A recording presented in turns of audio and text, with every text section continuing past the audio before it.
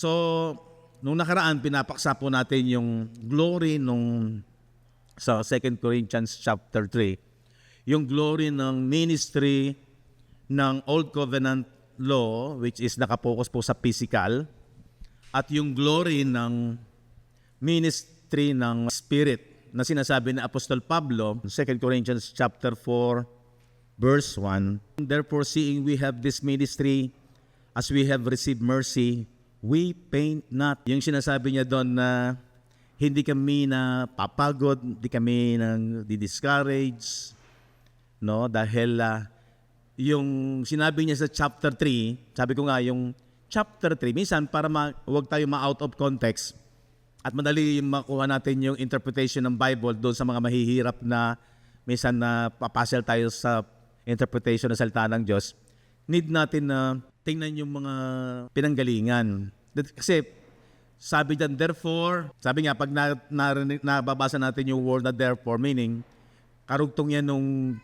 ng pinasimulan. Seeing we have this ministry, as we have received mercy, we paint not. Sa Tagalog po, ang sabi po dyan ay, kaya nga sa pagkakaroon namin ng ministeryong ito, ano yung ministeryo? Ministry in the Spirit, ayon sa aming tinanggap na kaawaan. So, dyan talaga yung habag at saka biyaya ng Diyos yung ministry in the Spirit. Kasi sa ministry in the flesh, ministry in the Old Covenant Law of Moses, ando na rin naman yung biyaya ng Diyos. Ando na rin po yun. Kaya lang, makikita natin na may fault, may kakulangan yung Old Covenant Law. Inaabot na rin sila ng Diyos doon sa panahon ng lumang tipan.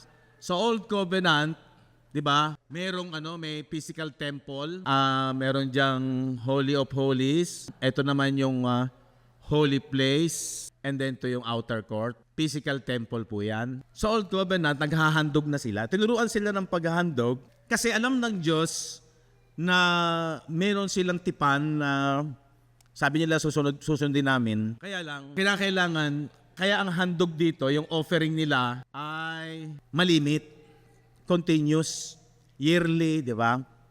Ang paghahandog ng sa kanilang mga kasalanan. Meaning, bumabagsak sila sa kasalanan na para sila maging katanggap-tanggap sa Diyos, yung proseso ng Old Covenant Law of Moses, kailangan sinusunod nila yon. Naghahandog sila ng hayop sa kanilang mga kasalanan, sa kanilang mga nagagawang, kung ano-ano yung kanilang mga offering, di ba? Ang dami nilang, merong peace offering, merong sin offering, first fruits offering, dami nilang mga offerings, di ba? Para lamang maging kalugod-lugod sila sa Diyos. Makikita natin doon, sa kanilang paghahandog, sa pamamagitan ng mga hayop, pag binasa natin yung Hebrew chapter 10, sabi doon sa verse 1, sapagkat ang kautusan na may isang anino, shadow, ay ng mabubuting bagay na darating, hindi ang tunay na larawan ng mga bagay, kailan pa man ay hindi maaaring magpasakdal sa mga nagsisilapit sa pamamagitan ng mga hain na laging inihahandog sa taon-taon. Sabi diyan, yung mga paghahandog na yon ay hindi talaga naging perfect sila kasi nga na-expired ba? May expiration yung yung handog nila. Yearly, pag after 1 year maghahandog na naman sila sa kanilang kasalanan.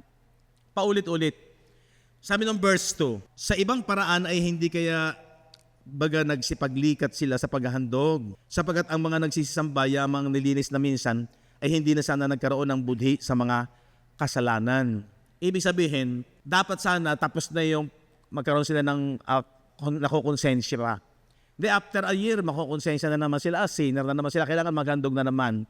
Pero makikita ninyo, itinuro ito ng Diyos, hindi to perfect, pero para yung blessing, yung kasunduan na sila'y pagpapalain, ilalayo sa salot, maranasan pa rin nila, kailangan lang gawin nila yung mga proseso na to. Kaya lang paulit-ulit. Yung bisa ng kasalanan, natatapos. Unlike sa New Covenant, kaya sa pag-aaral natin sa New Covenant, kaya ito ay perfect sa verse 3. Ngunit sa mga hain yaong ginagawa, ang pag-aalala sa mga kasalanan, taon-taon, di ba? Laging na bumabalik ulit yung bisa ng kasalanan. Sapagkat di maaari na ang mga dugo ng mga baka at ng mga kambing ay makapag-alis ng mga kasalanan. Ibig sabihin, temporal lang yung bisa. Pag-aalis ng bisa anong kasalanan, temporal lang. Pansamantala lang. Hindi maaari na ang dugo ng mga baka at ng mga kambing ay makapag-aalis ng mga kasalanan. Kaya pagdating doon sa verse 9, saka sinabi niya, narito, ako'y pumarito upang gawin ang iyong kalooban. Ito na yung pinakakalooban talaga ng Diyos at pagpapasok ng ministry in the Spirit. Inaalis niya ang una. Ito yon. Tatapusin niya itong una. Inaalis niya ang una upang maitatag ang ikalawa. Ito yung ikalawang itatatag. 10. Sa kaloobang yaon, tayo'y pinapaging banal sa pamamagitan ng pagkahandog ng katawan ni Kristo na minsan magpakailanman. So yun yung kaibahan. Ito mayroong expiration, mayroong hangganan. Pero ito, forever. Ang sanctification is magpakailanman. Okay, di ba? Ganun kaganda yan. And then sabi ng verse 11, at katotohanan ang bawat saserdote araw-araw nangangasiwa na patayo, laging nagmi-minister sa loob ng templo.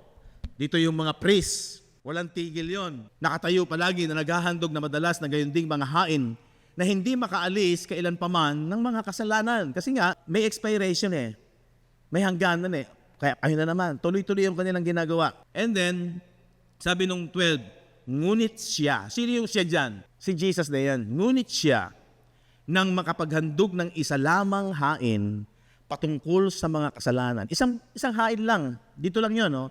Noong 30 AD, nang makapaghandog ng isa lamang hain patungkol sa mga kasalanan, magpakailanman, umupo. Di ba yung mga priest, laging nakatayo? Pero si Jesus, after niyang maghandog, sabi doon, umupo siya. Anong ibig sabihin nun? Ano yung significant ng umupo? Tumigil na, nagpahinga na. Kasi yung isang handog niya, sapat na yon. Ngunit siya, nang makapaghandog ng isa lamang hain patungkol sa kasalanan, magpakailanman ay umupo sa kanan ng Diyos. Alam niyo, itong mga talatang ito, naglilinaw na tinapos niya yung bisa ng kasalanan. Kaya yung stand natin na talagang tapos na yung bisa ng kasalanan, panghawakan nating magaling yun kasi nililinaw yun ng kasulatan. Umupo sa kanan ng Diyos. Yung kanan ng Diyos, hindi naman talagang literal yan. Alam niyo, pag sinabing spiritual, huwag ninyong ma-misinterpret. Pag sinabing spiritual, huwag mo siyang literalin, pero huwag nating pilosopuhin yung salitang spiritual. May magandang kahulugan at kahalagahan yon. Yung kahulugan nung umupo sa kanan, tinapos na niya. Yung umupo sa kanan, sa makapangyarihang posisyon. Hindi ibig sabihin niya na talagang umupo sa parang geographical place. Ang mga Hudyo, yung mga first century believers, yun ang kahinaan nila. Hindi nila maintindihan yung mga talinghaga, yung mga salita, ginagawa na lang literal. Ang uminom ng aking dugo at kumain ng aking laman. Ano yung understanding ng mga first century believers? Ba, sino itong taong ito? Pakakain sa atin ng kanyang laman? Gagawin tayong mga cannibal? Yung understanding nila. Tayo ba naman hanggang ngayon, ganito pa naman yung ating understanding? Na pag sinabing spiritual, pipilosopuhin mo. Ano ba? Ako naniniwala ako sa ganda ng ating sitwasyon ngayon.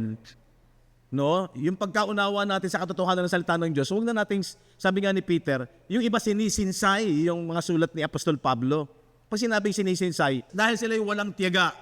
Pag sinabing walang tiyaga, talagang hindi sila nananampalataya. Kaya dito sa salita ng Diyos, kailangan mong maging matiyaga sa pangunawa.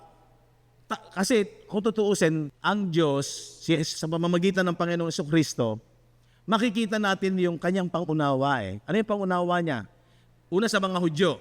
Kaya merong signs and wonders. Kasi ang kahinaan, inaabot na Jesus, pag sinabing inaabot, parang magulang doon sa bata. Pagka bata ang kausap mo, wag mo agad pipilitin niyo kung ano yung pagkaunawa ng matured. Lumalagay siya doon, inuunawa niya yung kaisipan nung bata.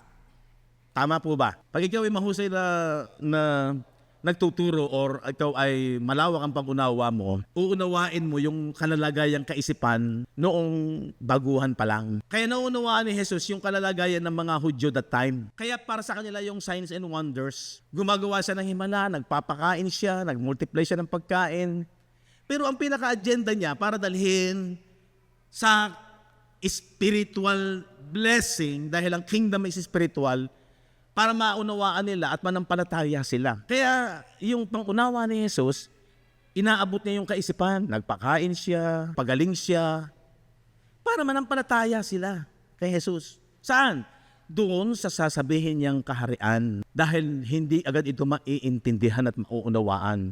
Pero ito yung mahalaga. Yung right hand sa kanan ng Ama, ang ibig po sabihin nun ay nasa makapangyarihang kamay ng Diyos. Posisyong napakaganda, mataas na level ng kalalagayang sa authority, yung right hand.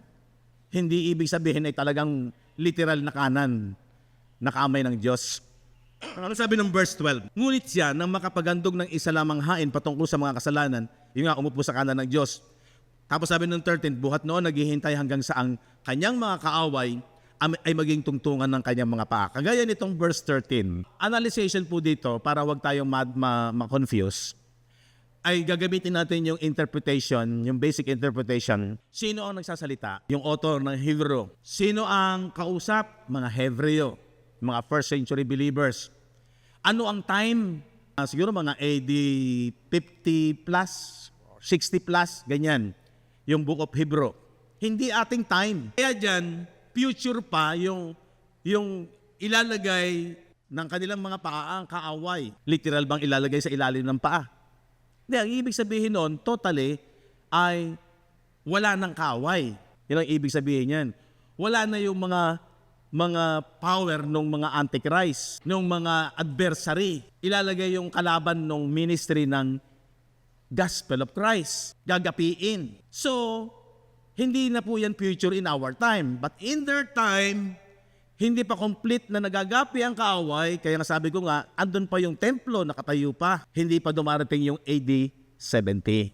So, ganun ang pagbasa para po hindi tayo na-out of context. And then ano sabi ng 14? Sapagkat sa pamamagitan ng isang paghahandog, ay kanyang pinasakdal, pinerfect, magpakailanman ang mga pinapaging banal. So ganito kaganda yung ginawa ni Jesus na spiritual blessing. Tinapos yung bisa ng kasalanan. Tinapos yung bisa noong umalipin sa tao. Diyan ka magsasaya. Yung spiritual blessing, yung value no, naiintindihan mo, hindi yung hangin, hindi nakikita. Hindi ganoon. Pag sinabing spiritual blessing, nauunawaan mo. Kaya nga po tayo ay binigyan ng espiritu may isipan tayo Kaya hindi naman tayo magpapaka-mangmang. Huwag naman nating ibaba yung ating sarili. Maliban na lamang kung talagang hindi interesado at walang tiyaga sa pag-unawa sa kahalagahan ng ginawa ni Kristo sa krus ng Kalbaryo. Amen po ba? Isipin mo na wala nang bisa ang kasalanan. Napakalaking blessing nun. The greatest miracle, manimig ko sabihin nun, is forgiveness of sin.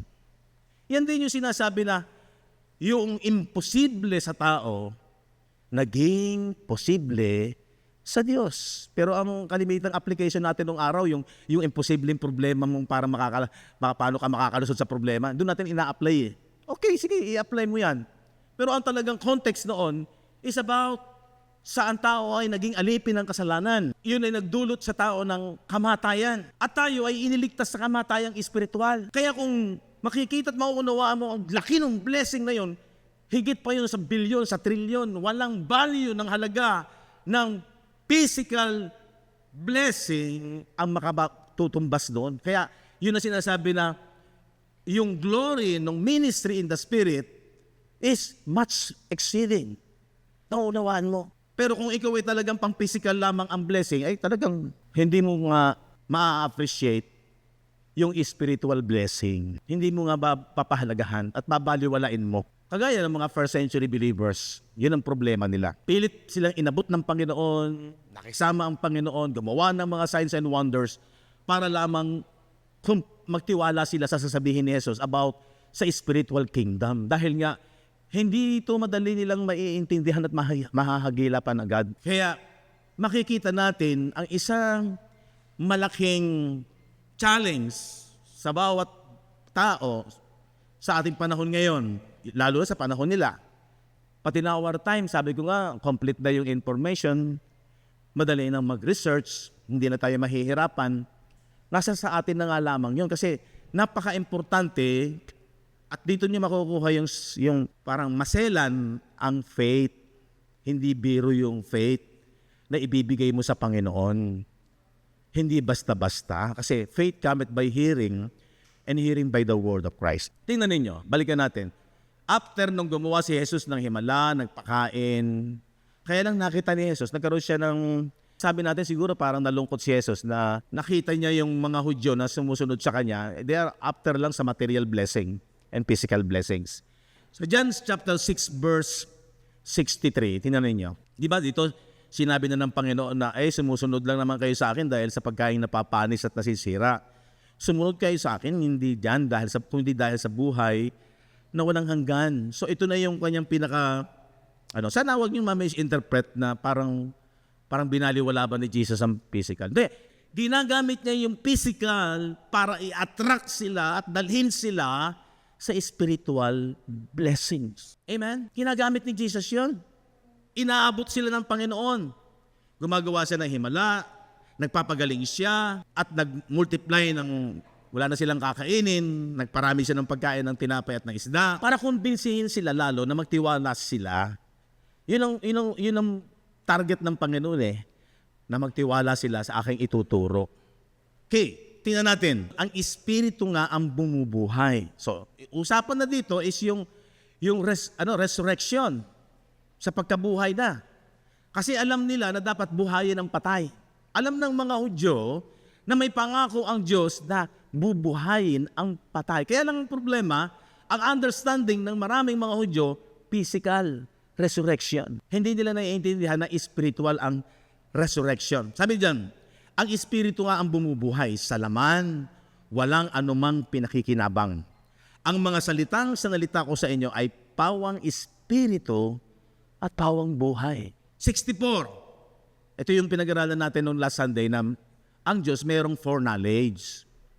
Alam na niya kung sino talaga yung nananampalataya. At sabi ko nga, ang pananampalataya nanggagaling doon sa salita kasi para magkaroon ka ng spiritual life, para yung patay ay magkaroon ng buhay, yung magbibigay ng buhay, yung kanyang salita, yung sinabi niya sa John 6:63. But there are some of you that believe not, for Jesus knew from the beginning who they were that believed not and who should betray Him. So, ganun ka-importante yung pananampalataya. Yung desisyon na naniniwala sila kay Jesus. Sumunod lang pala sila kay Jesus, pero wala talaga silang tunay na pananampalataya kay Jesus dahil ang benefits lang na gusto nilang makuha kay Jesus ay physical blessing. Pero yung spiritual blessing, hindi nila hinangad yun. Tingnan ninyo, sabi ng 64, dapat may ilan sa inyo na hindi nagsisisampalataya. Sapagkat talastas na ni Jesus, buhat pa nung una, kung sino-sino ang hindi nagsisisampalataya at kung sino ang sa kanya'y magkakanulo. Meron pa nga magkakanulo Yung pagkakaharap si Jesus, hinahalikan pa nga si Jesus Sino yon? Si Judas. Pagkakaharap si Jesus, okay. Pero pagtalikod ni Jesus, iba pala yung iniisip na. Diba? Grabe. Kaya sabi ni Jesus, alam niya, buhat pa nang pasimula kung sino talaga ang naniniwala sa kanya. At sinabi sa 65, at sinabi niya, dahil dito sinabi ko sa inyo na walang taong makalalapit sa akin maliban na ipagkaloob sa kanya ng Ama. Anong ibig sabihin nun? Ibig ba sabihin nun ay ang Diyos ay namimili? Hindi. Ang ibig pong sabihin doon, ibinigay na ng Ama si Jesus. Ibig sabihin, ito na yung kasagutan. Si Jesus nga po yung regalo para sa pinakamalaking regalo na blessing na makakamit ng isang tao. Yun yung pinag-aralan natin, Ephesians 1:4 and 5. Kasama na po dyan yung 2 Thessalonians 2:13. Nabuhat pa ng pasimula ay alam na ng Diyos kung sino yung mananampalataya. But we are bound to give thanks always to God for you, brethren, beloved of the Lord, because God had from the beginning, tinanin niyo yan, from the beginning, chosen you to salvation through sanctification of the Spirit and belief of the truth. Ngunit kami nga ay nararapat magpasalamat sa Diyos dahil sa inyo, mga kapatid na minamahal ng Panginoon. Sa pagkakahirang, andun na yung pagkahirang sa inyo ng Diyos, buhat ng pasimula sa ikaliligtas sa pagpapabanal ng Espiritu. So, ang nagpapabanal, yung Espiritu ng Diyos. Paano? Di ba sabi ng John 17:17, sanctify them in truth, thy word is truth. Binabanal tayo dahil sa pananampalataya natin sa salita niya, sa plano niya, sa ginawa niya, hindi sa ating performance. Kaya doon pumapasok ang kahalagahan ng pananampalataya. By faith, we are saved through grace. Pero maselan yung faith dyan. Ang faith dyan, hindi yung naniwala ka lang sa Diyos. Maraming relihiyon na nakagisnan natin, naniniwala na tayo sa Diyos. Pero yung genuine faith na sinasabi dito is yung design, yung plano ng Diyos from the very beginning, before the foundation of the earth. At ito nga yung mga pinili. Buhat ng pasimula sa ikaliligtas ng sa pagpapabanal ng Espiritu. Saan? At pananampalataya sa katotohanan. Belief of the truth. Anong truth yan? Spirit of truth. Anong spirit? Yung sa salita ng Diyos. Yung sinasabi noong 63, it is the Spirit that quickeneth. Ang talagang may buhay na pananampalataya at nakalulugod sa Diyos, yung nag-a-appreciate at nagtitiwala talaga sa kanyang salita. Amen po ba? Ganon yung kaselan. Totoo na ang salita ay wala, hindi mo siya makakain, hindi, in the literal ay hindi mo siya mahahawakan, at hindi talagang makikinabang ang physical. Ang nakikinabang dyan yung espiritu natin, yung isipan natin. Kasi yan ang mananampalataya. Amen po ba? Malinaw yun. Kung hindi ka mag-a-agree, may problema. Wala talagang pakinabang ang laman. Kasi espiritual. Ang makikinabang yung espiritu mo, yung isip mo. Kaya nga ang sabi ng Ephesians 3:16, that He would grant you according to the riches of His glory, to be strengthened with might by His Spirit. Saan? In the inner man. Yun ang dapat na mangyari.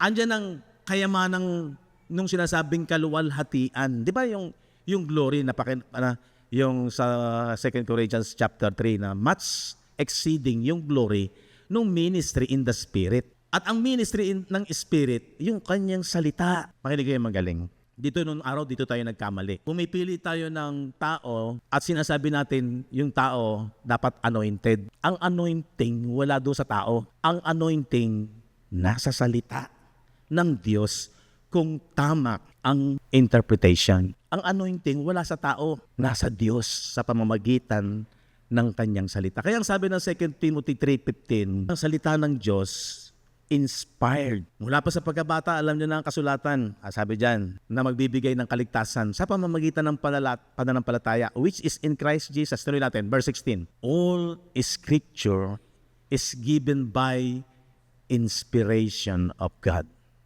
O nasaan ang anointing? Nasa salita, nasa Scripture. Wala po sa tao. Kung ang isang tao mahusay manalita, kaya hindi mo magiging parang factor mo dito ay mabait ba siya? Yung kung ano yung kagustuhan mo sa personalidad, kung tama yung interpretation nung inihahayag na salita ng Diyos. Hindi sa ganda ng pananalita, hindi doon dahil sa dynamic magsalita, hindi doon ang basihan ng anointing. Ang tao kasi natatangay ng physical pa rin, emotion, nung senses, nakakakilig, nakaka-touch. So yung mga salita ng tao, pwede kang matouch niyan sa pamamagitan ng kanyang mga salita. Pero iba pa rin ang inspiration ng salita ng Diyos sa salita ng tao. Kaya nga, ang sabi ng 1 Corinthians 2:13, ang warning ay dapat ang interpretation, sabi diyan, which things also we speak, not in the words which man's wisdom teacheth. Hindi dapat yung karunungan ng tao, kahusayan ng tao, but which the Holy Ghost teacheth. Andun pa rin yung papel ng Holy Spirit. Siya yung nagbi-minister. Anong ginagamit niya? Anong tools niya? Comparing spiritual. Yung spiritual dyan, galing yan doon sa salita ng Diyos. Spiritual things with spiritual. The Bible interpret itself. Ito pa rin ang magpapaliwanag. Hindi yung interpretation ng tao kahit anong ganda ng kanyang pananalita, kahit anong ganda nung kanyang pamamaraan ng pagbabaybay ng kanyang pagtuturo, pero kung ito ay out of context, may danger po doon. So, tanong ko, maselan po ba ang pananampalataya? Yes. Pag hindi ito talaga nanggagaling sa Espiritu na nagbibigay ng buhay, which is salita ng Diyos, ayon sa tamang pagkaunawa, may danger po dyan. Yun yung dapat natin makitang kagalakan sa buhay natin. That's why, dapat ang bawat isa nag-aaral. Hindi po pwedeng kung ano sabihin lamang ng leader, doon kasunod-sunuran. I-research mo. At hindi mo rin pwedeng gamitin dyan yung sarili nating observation, yung ating carnal knowledge. Di ba sabi ng 2 Corinthians chapter 10, verse 3, for though we walk in the flesh, sige, nasa flesh tayo but we do not war after the flesh. Ang tinutukoy kasi niya dyan, yung about sa pananampalataya. Tuloy natin, verse 4. For the weapons of our warfare are not carnal. Yung ating sandata, yung tools natin, patungkol sa pag-aaral ng mga bagay na tungkol sa Diyos, huwag natin gagamitin yung carnal knowledge. Kasi hindi yan. But mighty through God to the pulling down of strongholds. Ginigiba yung kuta. Yung kuta ng kaaway. Asan yung kaaway? Verse 5. Casting down.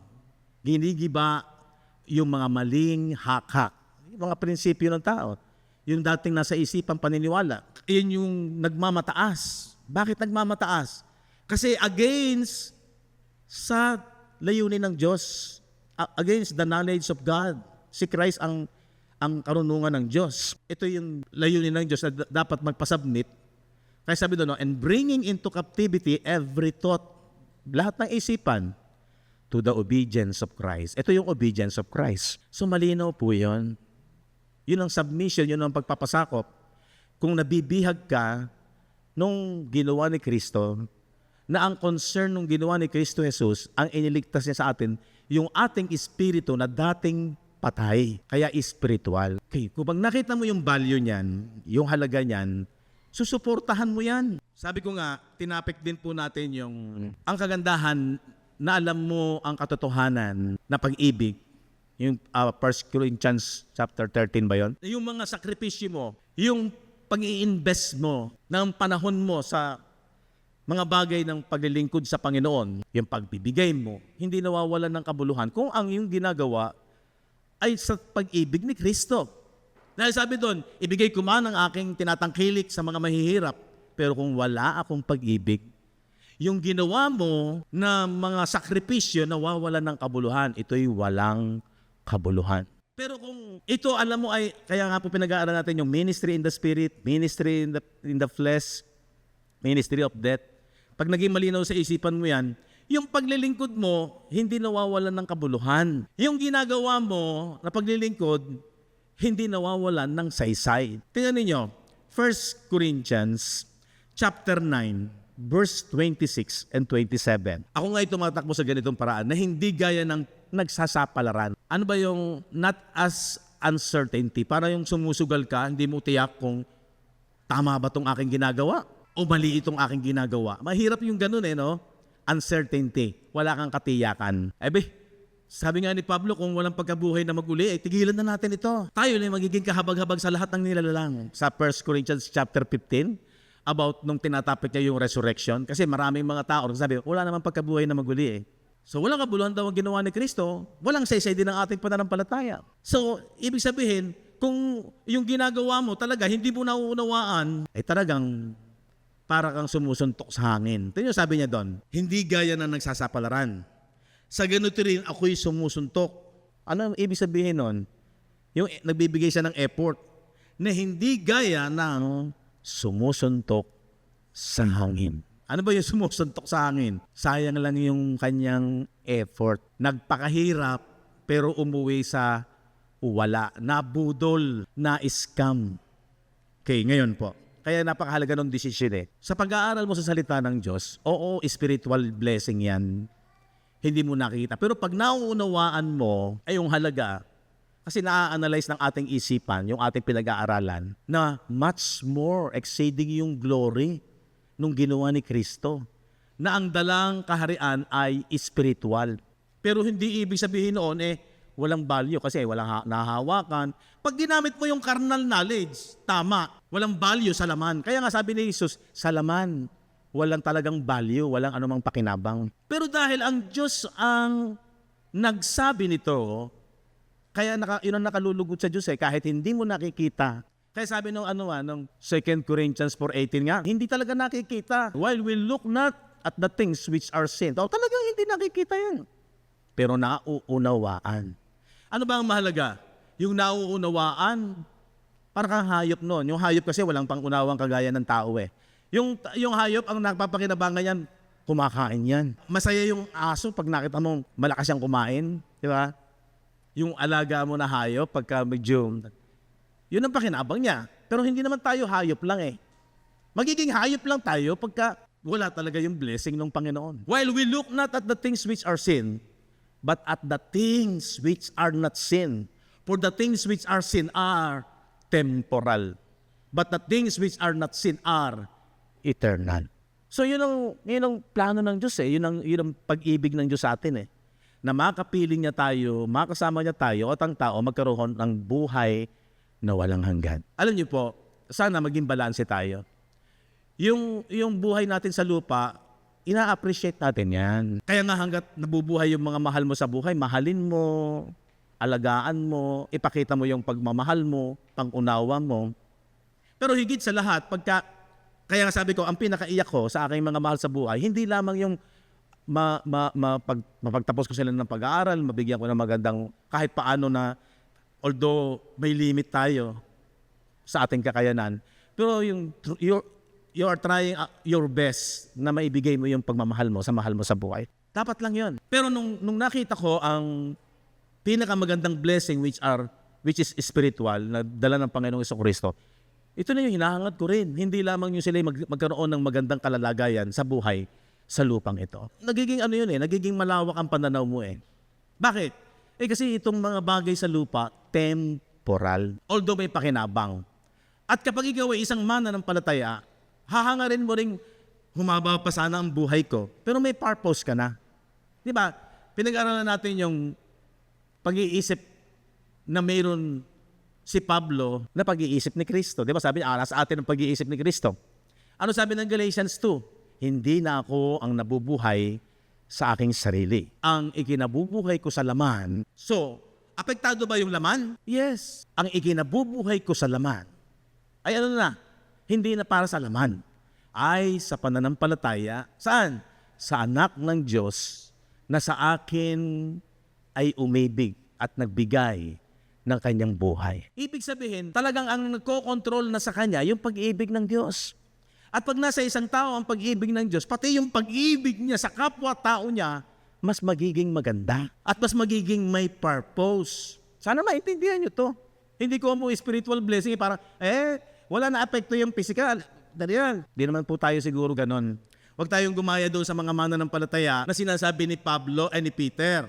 2 Peter chapter 3, verse 14. Kaya nga mga minamahal, yamang kayo'y nagsisipaghintay ng mga bagay na ito, pagsikapan ninyong masumpungan kayo sa kapayapaan, na walang dungis at walang kapintasan. Saan? Sa paningin ng Diyos. Ibig sabihin, laging ang iniisip natin ay yung mabigay ng lugod sa Diyos. Sabi ng verse 14. Verse 15. At inyong ariin na ang pagpapahinuhod ng ating Panginoon. Ibig sabihin, ang Diyos talaga maunawain, long-suffering siya, mapagpahinuhod siya, inuunawa niya talaga tayo. Ay pagliligtas. Yun talaga ang kanyang, yun talaga yung kanyang pinaka-agenda. Kaya ang tao, nung pasimula, una yung mga Hudyo, inunawa ni Jesus. Inabot ni Jesus ang kanilang kahinaan. Sabi diyan, nagaya rin naman ni Pablo na ating minamahal na kapatid na ayon sa karunungang ibinigay sa kanya, sinulatan kayo sa epistles.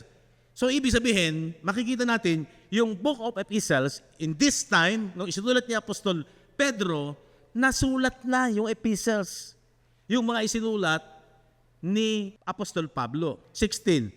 Gayon din naman sa lahat ng kanyang mga sulat, na dooy sinasalita ang mga bagay na ito, na doon ay may ilang bagay na mahirap unawain. Sa mga first century believers, talagang mahirap unawain yung sulat ni Apostol Pablo. Kaya nga yung sulat ni Apostol Pablo, sabi ko kakaiba sa sulat ng mga apostol na iba. Siya lamang ang nag-reveal ng sin in the flesh. Wala kang makikita. Siya din ang nag-reveal nung Christ is the end of the law. Redeemed us from the curse of the law. Sa sulat niya, siya din ang nagsabing,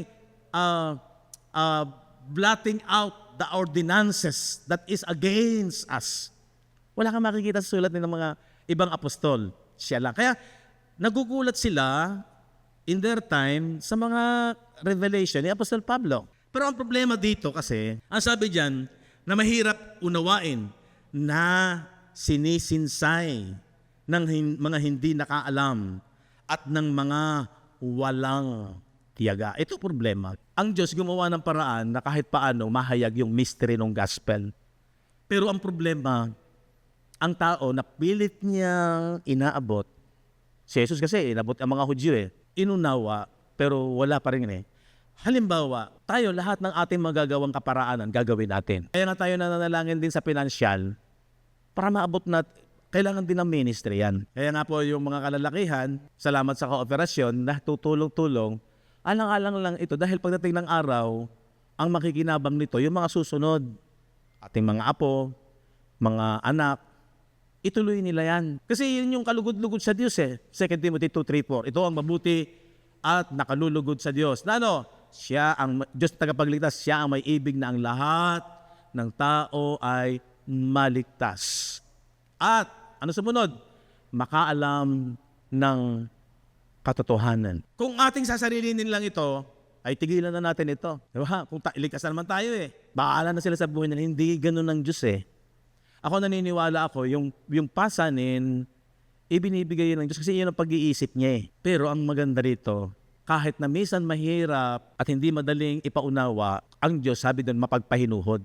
Long suffering. Pinipilit niyang unawain.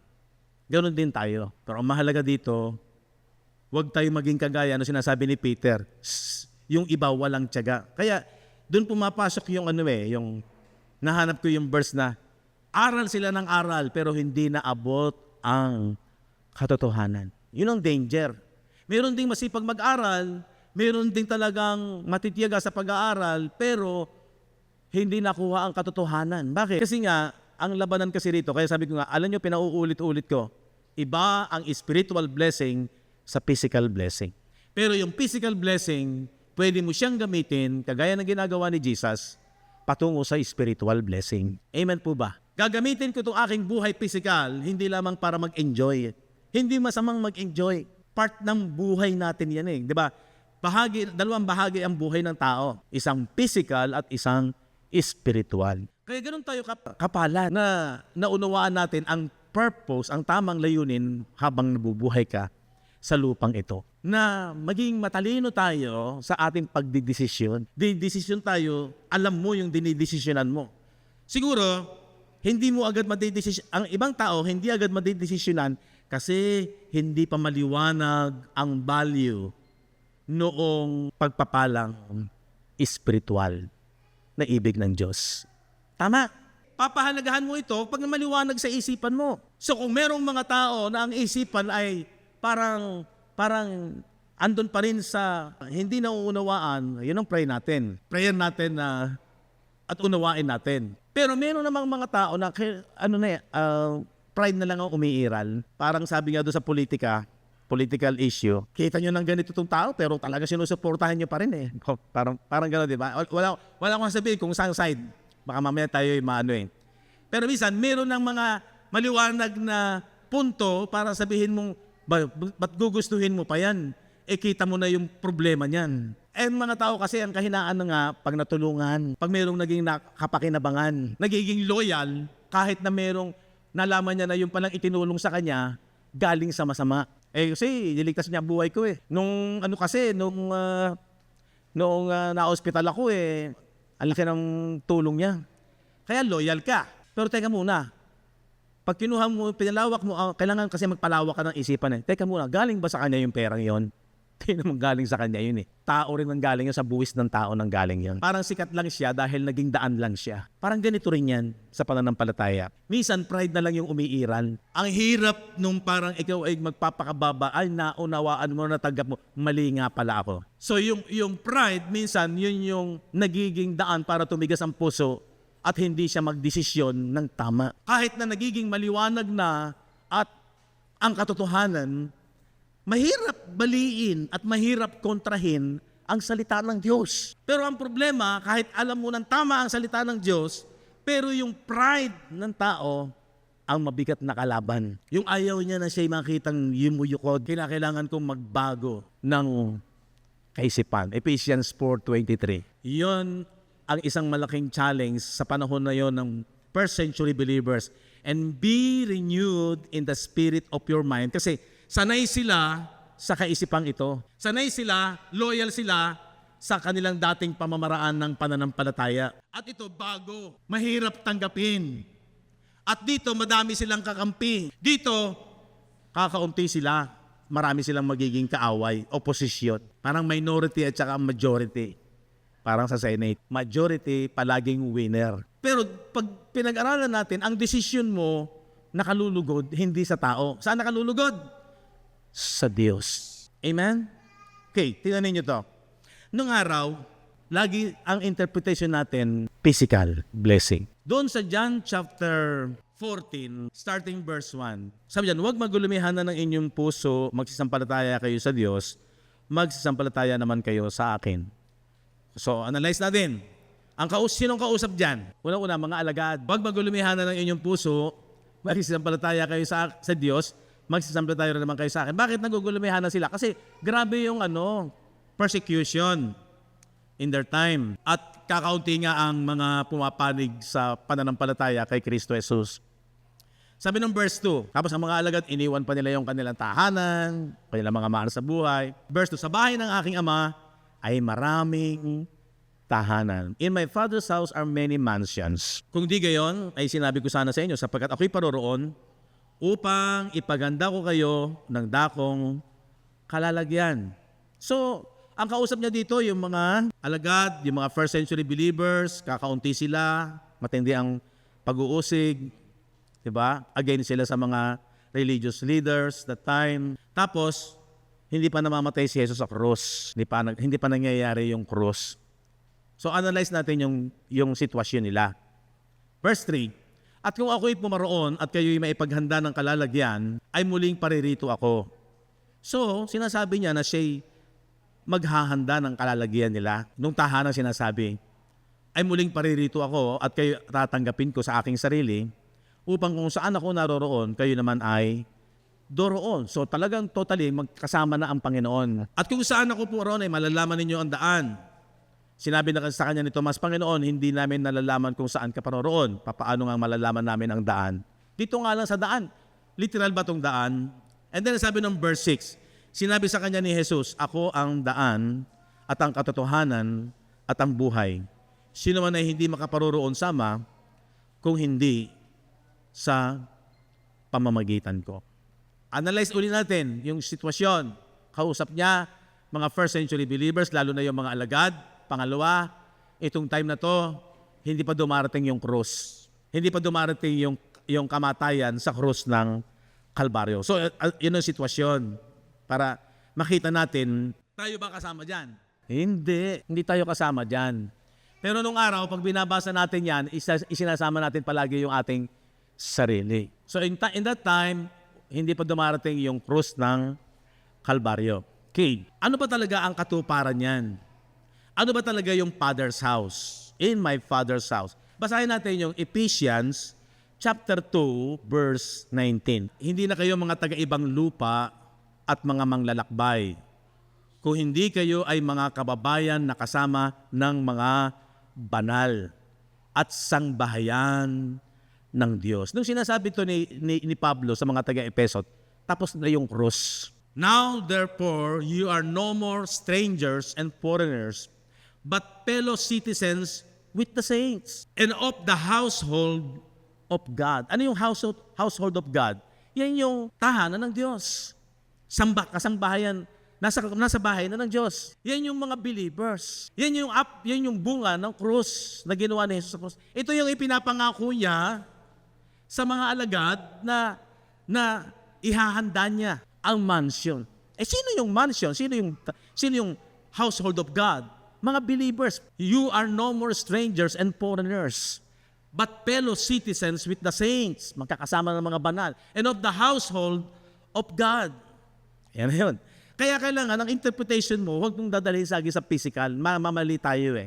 At saka yung analyzation kasi, yung yung basic interpretation, sinong kausap, in that time, ano yung panahon, ano yung sitwasyon. Sumunod, ano yung composition ng bahay? Ano yung bumuo doon sa inihanda ni Jesus na bahay na pinangako niya doon sa John chapter 14.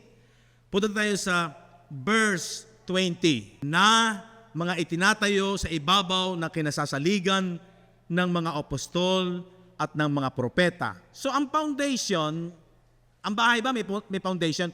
Ang mansion ba may foundation? Pero hindi yan physical. That is spiritual na inihanda ni Jesus.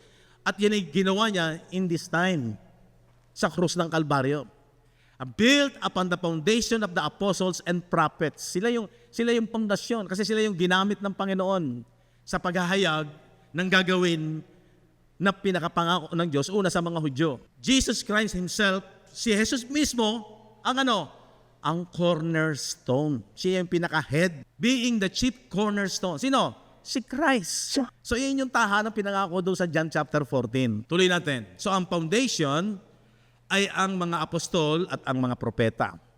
Ang Panginoong Kristo mismo ang chief cornerstone. Basahin natin yung Colossians chapter 1 verse 18. So dito nakikita natin yung ganda ng spiritual blessing. And He is the head of the body. So yung tahanan, yung mansion, yung household of God, yung Father's house, ito yung believers na ginawa ni Jesus, binuo doon sa krus ng Kalbaryo. At siya ang ulo ng katawan sa makatuwid bagay ng iglesia, na siya ang pasimula, ang panganay sa mga patay, upang sa lahat ng mga bagay ay magkaroon siya ng kadakilaan. He is the head of the body, the church, who is the beginning, the firstborn from the dead. Kaya siya yung chief cornerstone. And in all things, He might have the preeminence. Ibig sabihin, sa Kanya lahat ng kadakilaan. Kasi siya gumawa niyan eh.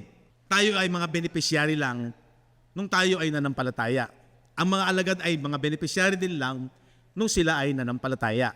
At ang pakinabang nung Kanyang pangako, eto yon after the cross. Ang mga believers, ang ginamit ding sangkap pag sinabing composition para establish yung Father's house, ang cornerstone si Jesus. Na-establish niya yung tahanan na yan na ipinangako niya sa mga alagad doon sa John chapter 14 sa pamamagitan na niyang kamatayan na kanyang pagkapako, kanyang kamatayan, pagkalibing at pagkabuhay na maguli. After the cross, na-establish niya yung pangako niyang yun. Yun yung sinasabing, pupunta ako roon upang ipaghanda ko kayo ng dako niyang kalalagyan. Believers are the living stones. Diba? Ang mga mananampalataya, ang mga precious stones. Ephesians 2:21, nasa Kanya ang buong gusali na nakalapat na mabuti ay lumalago upang maging isang templong banal sa Panginoon. Ayan, in whom all the buildings filthy framed together groweth unto an holy temple in the Lord. So yung tahanan ng Diyos, ito rin ang templo ng Diyos, which is the body of Christ. Kaya yung body of Christ, every believers, sila yung household. Sabi ng verse 20 kanina. At sila din yung precious stones. Di ba yung sa construction ng building, may foundation, di ba? May cornerstone, pagkatapos may ang nagbibuild doon yung mga bato. Sa ngayon, hollow block. Tayo yung stones. Tayo rin ang ginamit para mabuo yung tahanan, templo, sambahayan ng Diyos. Spiritual po kasi yan. Kaya mahirap gawing yan eh. Yung kagaya ng pagkaintindi natin, may bahay naman tayo kahit na ang bahay natin dito sa lupa ay nagiba. Di bale, may bahay naman tayo sa langit. Pero alam niyo po, ang interpretation natin noong araw laging literal or physical. Pero pag tayo natuto ng spiritual interpretation, magiging mauunawaan natin ito ng lubusan. Okay. verse 22. Na sa Kanya itinayo naman kayo upang maging tahanan ng Diyos sa Espiritu, whom ye are also builded together for an habitation of God through the Spirit. So yan po yung malinaw. Nagawa na ba ni Jesus? Yes. Pero kung mag-aantay ka pa na pag namatay ka, tsaka kapag makakapunta doon sa... Hindi, nananahanap po tayo. Tayo po yung tahanan, tayo po yung templo ng Diyos na ipinangako niya doon sa John chapter 14. So yun po yung katotohanan niya. Built to be dwelling place in the Spirit. So, buo na ang tahanan. At ang bumubuo nito, yung body of Christ. Noong nawala na yung Old Covenant, yung templo, yung house of God, na literal at physical, nabuo sa after the cross. Ito yung naging instrumento ng Diyos na establish ang tahanan through His death, burial, and resurrection. So yung sinasabing house sa John chapter 14 is not a literal but a spiritual house na bumubuo. Tingnan natin yung 1 Peter chapter 2 verse 2. Gaya ng mga sanggol na bagong panganak ay nasain ninyo ang gatas na walang daya na ukol sa Espiritu upang sa pamamagitan ay magsaligo kayo sa ikaliligtas. Verse 5. Kayo rin naman na gaya ng mga batong buhay. Ayan na yun, oh. Ye also as lively stones. Ano? Are built up a spiritual house, an holy priesthood, to offer up spiritual sacrifices acceptable to God by Jesus Christ. O diba? Malinaw po yan na ginawa yan ni Jesus yung pangako niya sa kanyang mga alagad. Ngayon, kabilang na po tayo dyan sa pamamagitan ng ating pananampalataya. Every time na mayroong na born again, at talagang siya'y tunay na born again, siya ngayon ay naging lively stones. Galing po yan sa verse 1. Built up a spiritual house, an holy priesthood, to offer up spiritual sacrifices. So ito po ay masasabing mga similitudes, yung sinasabing lively stones, parang metaphor, paghahambing. Kaya ganun yung pag-unawa sa salita ng Diyos. Pag hindi, mas mamamali tayo. Out of context po tayo. Kaya, ang malinaw po dyan, sabi dyan, all are spiritual in application.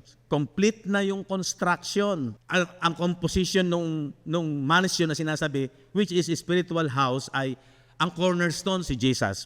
Ang foundation, yung mga apostles at saka mga prophets. Ang living stones, yung ginamit na para mabuo yung construction ng bahay, which is spiritual. Ang mga mananampalataya, every believers, verse 6, sapagkat ito ang nilalaman ng kasulatan. Narito aking nilalagay sa Sion ang isang batong panulok na Pangulo, si Jesus Christ. Hirang mahalaga at ang sumasampalataya sa Kanya ay hindi mapapahiya.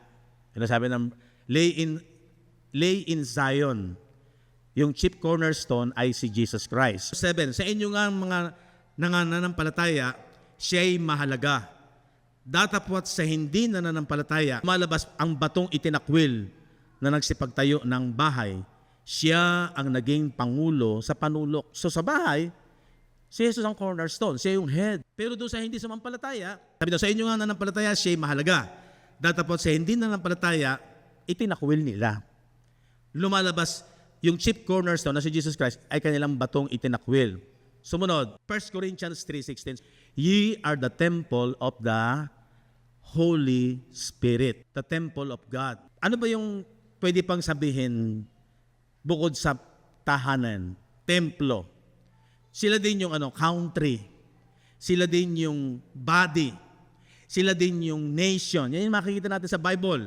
Nation of God, body of Christ, country, mansion, dwelling place. Unlike sa Old Testament, literal yung templo. But today, all believers are dwelling places of God. Isa pa, Revelation 21:3. Ang sabi ng verse 3, at narinig ko ang isang malakas na tinig na mula sa luklukan na nagsabi, narito ang tabernakulo ng Diyos ay nasa mga tao. Di ba ang linaw niyan? At siya'y mananahan sa kanila. Alam nyo, ang Diyos nananahan na sa atin. Kaya alam niyo po yung paniniwala na future na pagbabalik ng Panginoon, lumalabas. Bakit? Wala pa ba sa atin ang Panginoon? Kung meron ka pang aantayin na iba at future pa sa iyo ang pagbabalik ng Panginoon, ay nasa atin ang Panginoon eh. Dwelling place niya tayo, in the Spirit. Kaya nga, ang isa ring comfort yung mga mahal sa buhay natin na lumisan, kasama pa rin natin in the Spirit. Hindi nga lamang natin lubusang maapuhap yung katotohanan na yun kasi nasa physical pa tayo. But in the Spirit, kasama body of Christ, magkakasama. Hindi na pwedeng maghiwalay. Amen po ba? Kaya ngayon, may iba yung, pag naniniwala ka sa spiritual blessing ng ginawa ng Diyos, magkakaroon ka ng joy doon eh. Joy in the Spirit. Kaya kung tawagin doon, kaya nga ang sinasabi ni Jesus sa John chapter 4, darating ang oras, sasambahin ninyo ang Diyos, hindi sa lugar, hindi sa Jerusalem, hindi sa Samaria. Sabi niya doon sa babaeng Samaritana, sasambahin niyo ang Diyos sa Espiritu at sa katotohanan. Meaning, sa pag-iisip, sa paniniwala, according to the Spirit of Truth, sa salita ng Diyos, yan ang totoo. Diyan tayo nananampalataya. Kaya huwag mong gagamitin ang carnal knowledge mo. Kaya sabi ni Paul, ang battle natin, ang weapon natin, hindi laman, spiritual, but mighty in the Spirit. Sana maintindihan natin ito unti-unti. Masasanay na tayong unawain. Dahil Scripture ang may sabi niyan. Mahirap labanan ng salita ng Diyos. Kung ang paniniwalaan mo yung sarili mong dunong, ay magiging laban ka sa salita ng Diyos. Mahirap labanan ang salita ng katotohanan. Kaya tayo, ang binibigyan natin ng authority, the Spirit of Truth. Hindi natin nakikita. Balik ka sa 2 Corinthians 4:18. We look not on things that are seen, but on the things not seen. Dahil spiritual to. Masasanay tayo sa katotohanan eh. Sabi dyan, Romans 8:9, but ye are not in the flesh, but in the Spirit. If so be that the Spirit of God dwell in you. Tanong, talaga bang nasa inyo na ang Espiritu ng Diyos? Oh, if so be that the Spirit of God dwell in you, nasa kayo na kay Kristo. Nasa iyo rin si Kristo. Yung Espiritu ni Kristo, nasa atin na. Ang pagbabalik ni Kristo, hindi na sa physical. In the clouds, in the Spirit. Amen. Di ba napakaganda ng pag-aaral na yun na hindi ka na malilito. Hindi ka na mahihilo or mako-confuse. Malinaw. The Bible interpret itself. Nasa atin na si Kristo. Ano pang aantayin mo? Hindi na siya babalik sa physical. Bakit?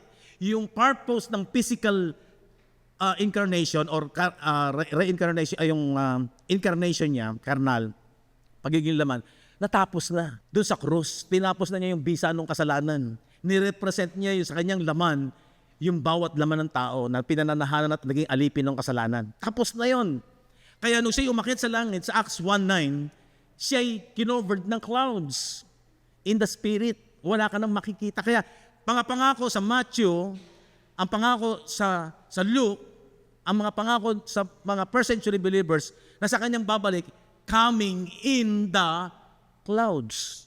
So ibig sabihin, wala kang makikitang physical. At naganap yun noong AD 70 na pinatutuhanan ni Josephus pag tayo babasa ng history. Tapos sa atin na, wala na tayong inaantay. Pag hindi maging totoo sa atin na si Kristo'y nasa atin na, may malaking problema.